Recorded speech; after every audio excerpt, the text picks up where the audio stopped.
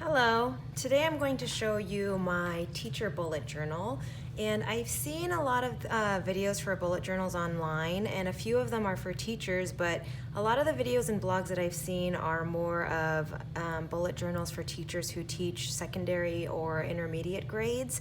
And I teach in elementary school, and so I felt like my needs were a little bit different, and so I wanted to create a bullet journal that would meet the needs of elementary school teachers. And so if you're an elementary school teacher and you like to bullet journal, I really hope you find this video helpful. So I have not decorated my cover yet, but my bullet journal starts off with a table of contents, and I don't have a key or an index like a traditional bullet journal does, because I feel like there's so many things in here and all of them require different symbols that having just one key didn't really make sense to me. But anyways, after I've numbered all the pages and organized everything the way that I want it, I'm going to go ahead and put them in the table of contents so that I can look here when I need to reference something. The next part is like my teacher credentials. I often have to look to find my teaching certificate number and my National Boards Candidate ID number and things like that. And so I just have a spot where I'm going to write those down so I can look there whenever I need. This section is going to be my evaluation goals for the year, so the different types of things I'm going to be working on professionally and also collaboratively with the community and my families, the students' parents and families. This is where I'm going to put a wish list of just items that I eventually want to get for me and my classroom.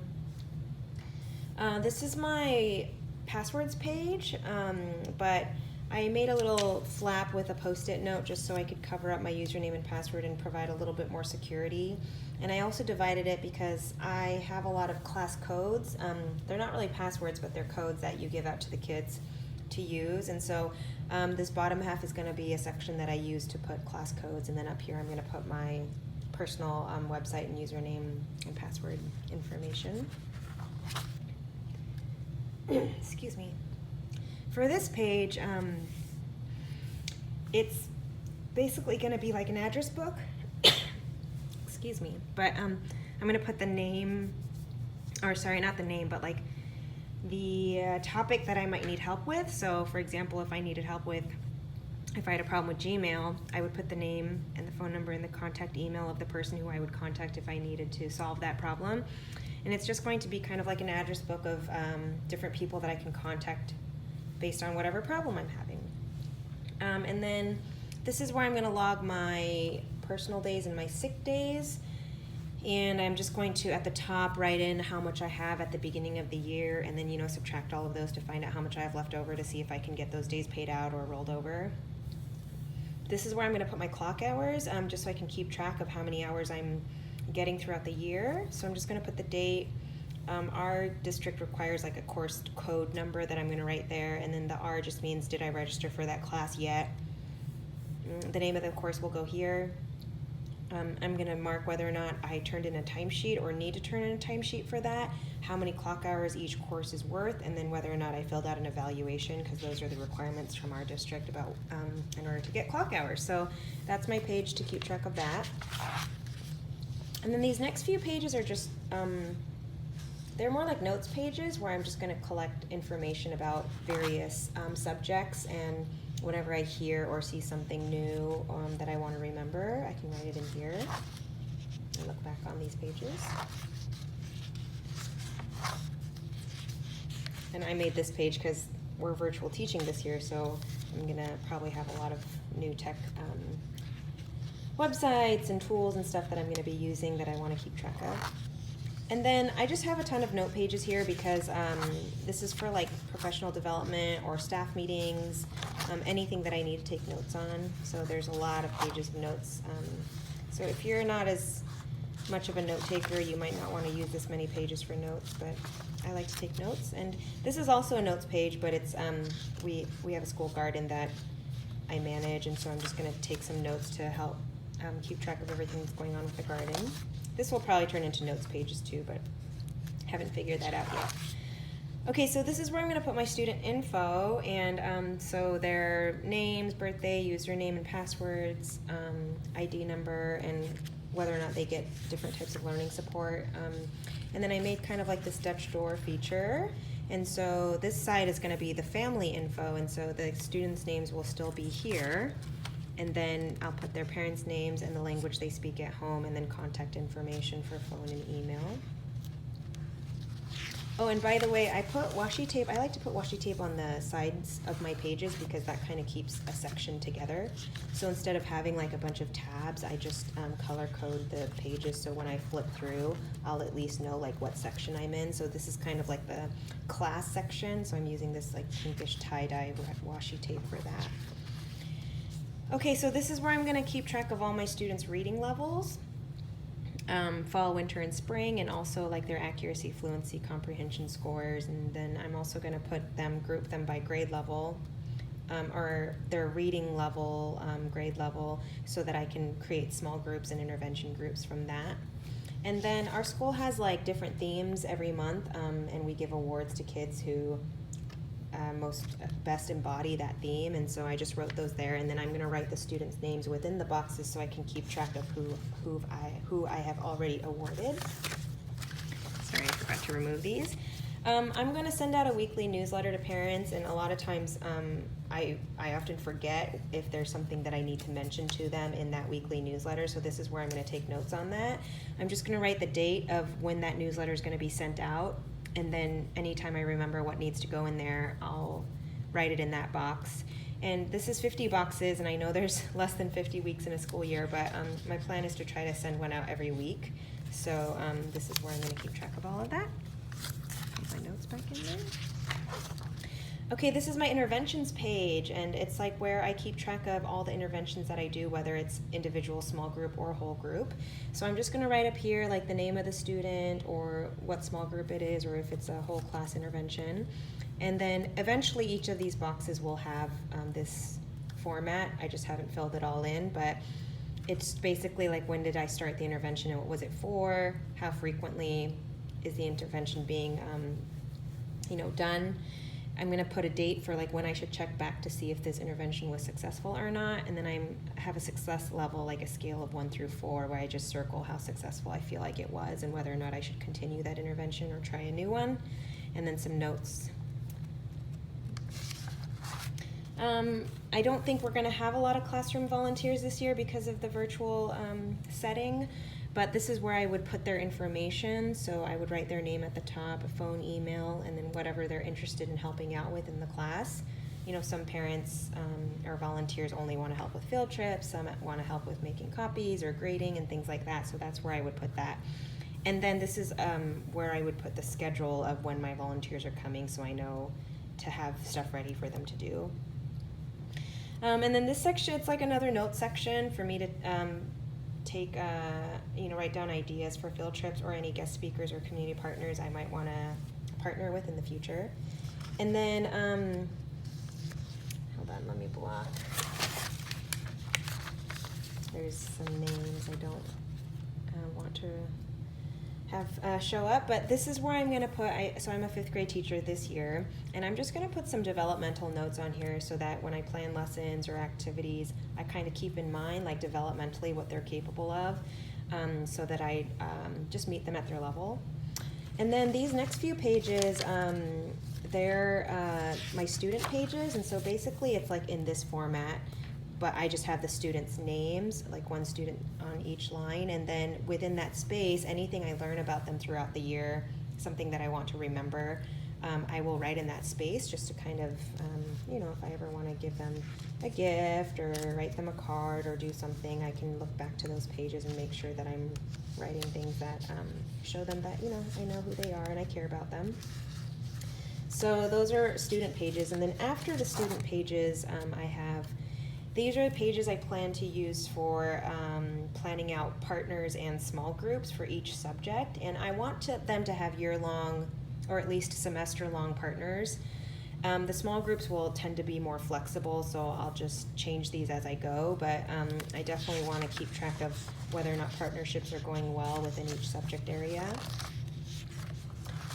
This is my conference schedule, and I have 2 of them because we usually have one in the fall and one in the spring. So I'm just going to write the dates up at the top and then the times along the side. Oh, and by the way, these are Post-it notes. I just bought this color of Post-it note and then cut off the tops, like the actual sticky part. And then that way, if I need to move them around, or if I mess up on a date or something, then I can just put a new one there and not have to worry. I don't like using whiteout.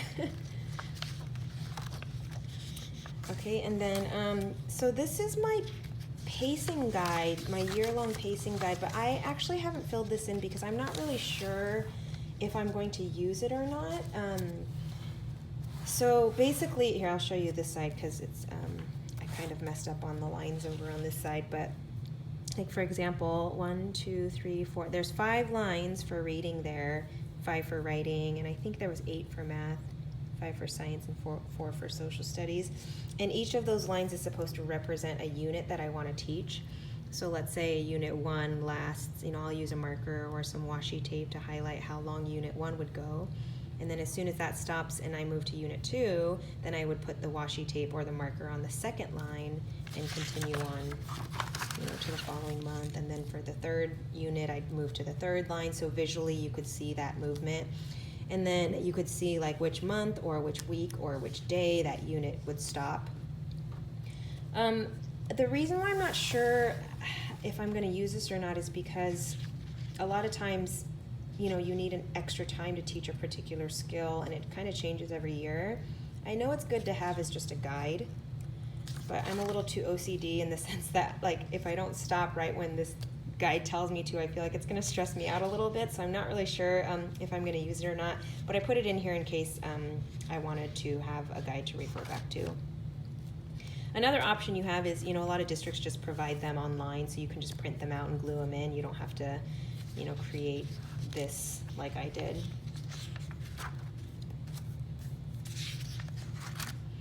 Okay, so this is where my schedules are going to go, my daily schedules, but I haven't come up with my schedule yet because we're still doing like conferences and stuff for the beginning of the year. Since this year's virtual, we're trying to meet all of our families and stuff, and so I don't really know what I'm doing every day quite yet, but when I figure it out, I will write them on these pages.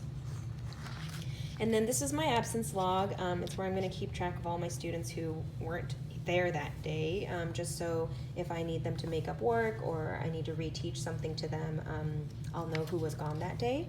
And I also have these little boxes kind of like either shaded out or just marked off so that I know when the breaks are and when the weekends are. And then months that don't have a full 31 days, I just shaded those out. This is like my, I guess, just anything tracking page. Like if anything that I need to track that's related to the students and making sure that everybody got one or did whatever it is that I need them to do, or that if I'm collecting forms, or I'm not really, I can use it for anything. So I would just check off to make sure that every kid turned it in, or that I gave them whatever resource I'm passing out. And so I did the whole like Dutch doors thing again. I feel like I might need more pages than this, but I figure I'll do it in pencil and then erase it as I go if I need more space. Which, by the way, I was hoping that I could just use pencil for everything and then reuse this planner every year because it would just save time. And so I'm hoping that I can do that. The next few pages are just my monthlies, and I know a lot of people who do bullet journals like to do future logs, but I like to just write it in. I like to have all the months ready and then just write it all in so that I don't have to remember to transfer information from my future log to my monthly.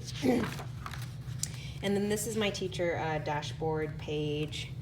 So a lot of teachers have different dashboard pages. I like to have kind of like an ongoing to-do list because then I can see there are things that I always migrate week to week. There are things that are like always left on the back burner, and I don't want to have to keep rewriting them to migrate them over and over and over again. So I just have an ongoing one. That way I can look at it all the time. And then when I want to make copies, I just take this and then take it to the copy room, and so I know what copies I need to make. And actually, I could probably replace that one.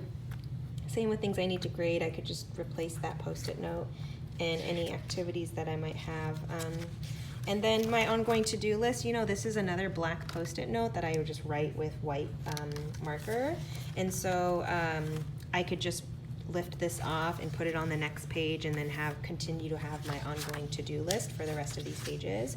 And then I put a little pocket in the back for stickers. And so that's my teacher bullet journal. I mean, I feel like I'm going to find it very helpful because it's not really like a planner per se. I feel like it's more like a reference book. It's something that I'll come back to look up information that I need. And it will help me organize a lot of the resources that I'm gaining this year because of the whole virtual teaching thing. And I just needed one place to go where I could do all of that. So yeah, I hope you found this video helpful and that you will start bullet journaling on your own as a teacher.